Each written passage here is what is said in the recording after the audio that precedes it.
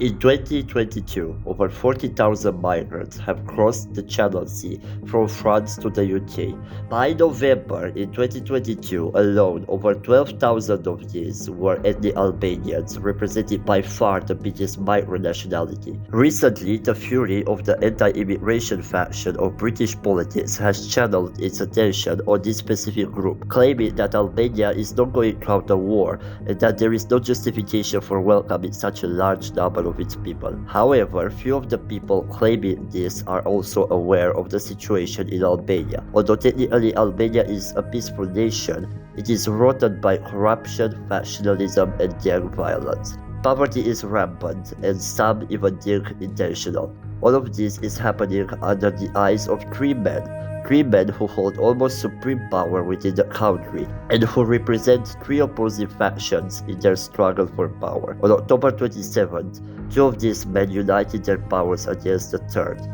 Join us today as we talk about Albania and the three men who keep its politics into a constant state of infighting.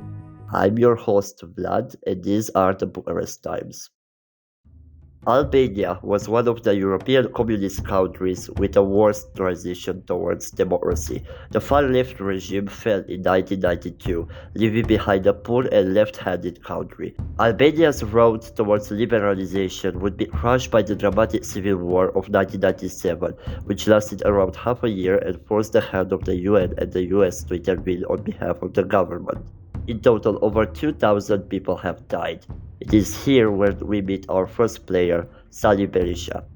Initially a dissident of the communist regime and a vocal supporter of democratization, Sali Berisha is an intellectual from northern Albania. He was a deeply religious Muslim man and was elected as president shortly after the fall of communism. He took the image of the man who was going to bring Albania on the path to the West.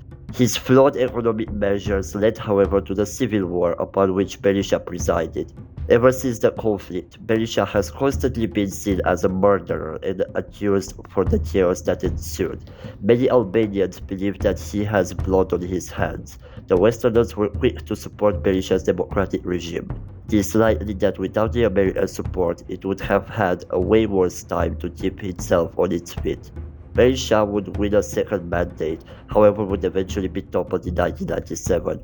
Only a year later, the Democratic Party would be accused of attempts to coup the government. Berisha would deny that he had any place in this and instead blamed the socialists. In 2005, Berisha became prime minister, a position which, especially after the 2009 elections, would be constantly contested by the Socialist Party. These tensions would once again turn violent in 2011, thus solidifying the conflict between the Socialists and the Democrats into a quasi-war, with both sides trying to coup each other whenever they get in power. Berisha will lose his position in 2013, however will not be silenced. He would take the place of the loud opposition leader. In 2021, he would be temporarily deposed from the Democratic Party. However, soon enough he would return, after his supporters' protests would force the hand of the party. Currently, Berisha is the de facto head of opposition. He is extremely vocal about his distaste for the socialists and is staging periodic protests against them, seeking to get back his power and legitimacy one way or the other. Ilir Meta is the second one of our players. If in Albania the public sees Berisha as a cruel, power-hungry man, Meta is seen as the opportunist of the political scene. Since the fall of communism, Meta would gain multiple important political positions throughout his political maneuvering. Initially a socialist, created his own party, the Socialist Movement for Integration, the LSI. In 2009, Meta and Berisha would ally to get the majority in the parliament, the first time when these two joined forces to satisfy political interests. This alliance wouldn't last long, as immediately after 2013, when Berisha lost his power, Meta would jump ships, allying with the Socialists, the party he left to begin with. This wouldn't prove fruitless, as Meta would gain in 2017 the title of president. This newfound relationship wouldn't last long either. By 2021, Meta and the Socialists would again have a fallout, which would result in his impeachment.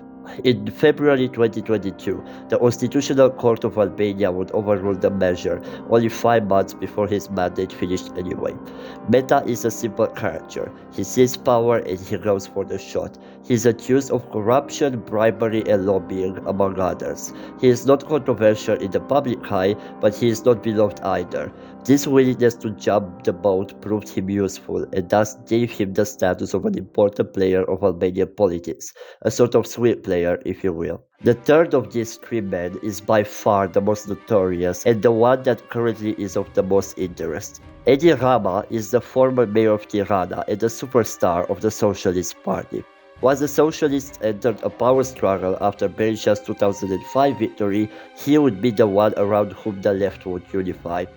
As leader of the opposition, he would be extremely vocal against the regime of Berisha, and he would be accused of being involved in the 2011 arrest. In 2013, after Berisha's defeat, Rama would become prime minister, position he holds still this very day.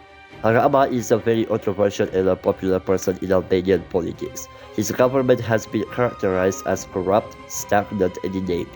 By some, he is seen as a simple player in the socialist struggle against the Democrats, but by others, he is seen as a kingpin who is ruling the country under his fist.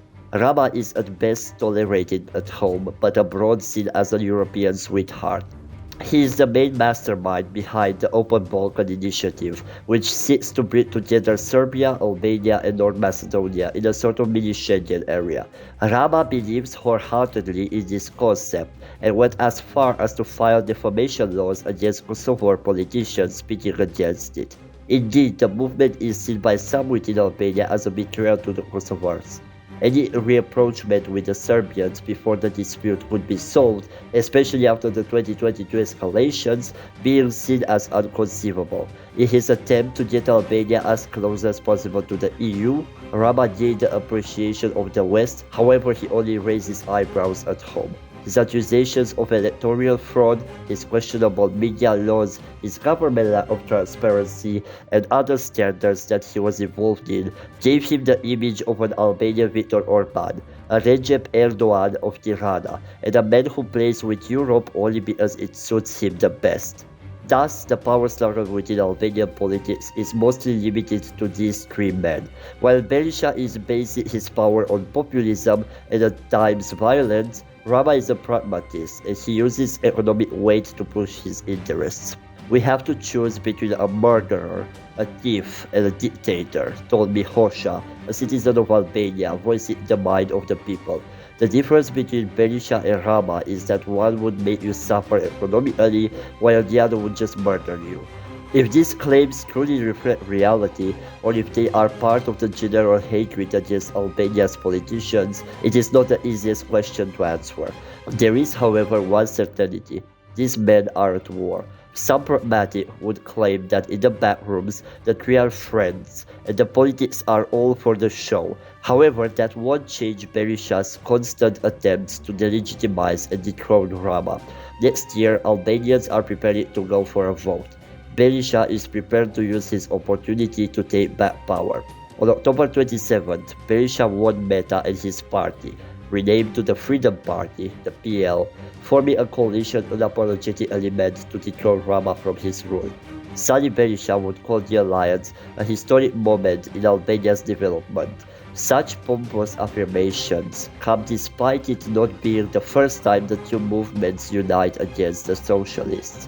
Berisha would also state that this is an agreement for the destruction of Edi Rama's absolute regime. The last local elections were held in 2019 and ended in an overwhelming victory for Rama.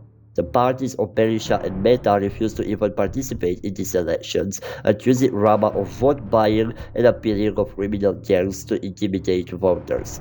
Thus, Rama ran uncontested against smaller parties or independents. Vote turnout was extremely small, with only one municipality in the entire country having a 50% vote turnout. While Berisha and Meta are unanimously accepted to not be that much better compared to Rama, one thing is clear. These men are coming for blood.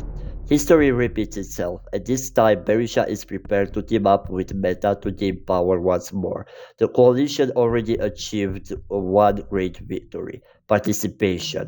In the first half of November 2022, Tirana was filled with protesters demanding change, crying the poor standards of life and even calling out Rama for having ties with infamous Hungarian businessman George Soros. People are expecting the 2023 elections to be a close call. Berisha and Meta are succeeding in bringing at least some of the people against him to fight what they see as the greater of the rivals. Now, what will happen if Berisha wins? For the average Albanian, likely not much. Even if Rama will be thrown back into the opposition, he is only going to take Berisha's place. Albania's post-communist history is cyclical. It will take a lot more than just another coalition to overthrow the cycle. On an international level, however, it might be a bit more complex. Both Meta and Berisha are agreeing with the Open Balkan initiative, but neither are anywhere near as vocal about it, or about European integration as Rama is. If Rama was to be overthrown, and a slightly more moderate vision related to the West was to be brought in charge, who knows what might happen. While it is certain Albania would not pull out of the process of joining the EU, the Europeans might become anxious about what they may see as a destabilizing factor in a region known for its instability. Lastly, the 2022 Kosovo crisis showed that, while dormant, the conflict could reawaken in any moment. In 2021, 79.2% of Albanians declared they would be willing to see unification between the two countries. Alexander Vucic's Serbia, however, is really still not willing to let the province go.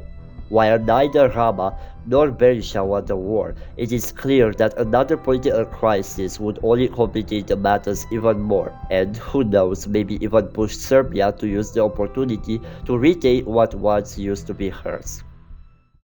Politics is a game in which sometimes you may have to try the same strategy multiple times. Albanian politics are the best example one can give. The promise of pluripartidarism and of democracy turned eventually into a corrupt oligarchy in which opposing forces and opportunists fight each other for the power, and from which the ones who suffer the most are the people. Hundreds of thousands of Albanians decided to leave the chaos of the region and relocate to Western and Central Europe, bringing in turn instability to those areas as well. The perpetual political war in which Albania found itself in after the fall of communism did nothing but to create more harm, more trouble, and many deaths. Perhaps one day will come in which the Albanians will finally be able to isolate the belligerents of this war from the power they crave. Until then, the fate of Albania is marked by never-ending infighting, and with it, the one of the Balkan Peninsula as a whole follows it.